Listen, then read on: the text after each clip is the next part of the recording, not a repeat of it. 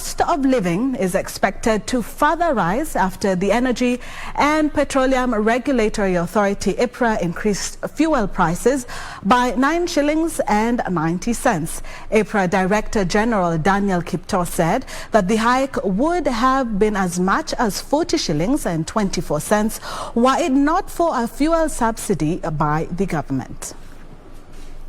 Fuel prices retailed at a record high after Thursday's review. The saw prices increased by 9 shillings and 90 cents. A litre of super petrol will be cheapest in Mombasa at 142 and 36 cents, diesel at 123 and 26 cents, while kerosene will retail at 111 and 19 cents. In Nairobi, a litre of super petrol, diesel and kerosene will sell at 144 and 62 cents, 125 and 50 cents, and 113 and 44 cents respectively. The period under review, the pump prices of super petrol, diesel and kerosene increases by 9 shillings and 90 cents per litre respectively.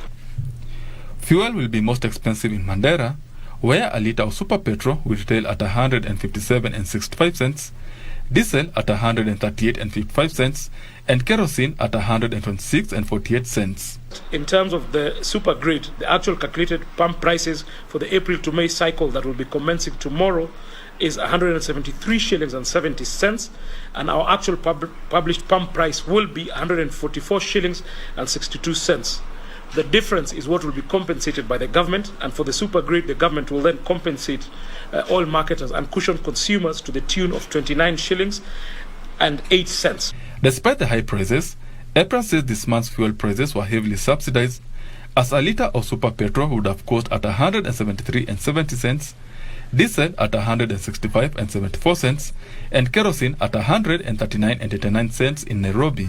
Wish as EPRA to assure the public that of our continued commitment to observe fair competition and protection of interests of particularly consumers as well as investors in the energy and petroleum sectors. It's still tough times at the pumps for Kenyans as the cost of fuel goes up by 10 shillings and the shortage is expected to last for another 72 hours.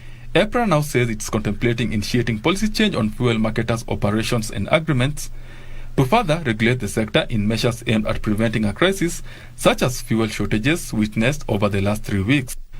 Modalities are on to compensate fuel marketers who sold their February consignment in March due to shortages witnessed over the past few weeks. Benson Rioba reporting for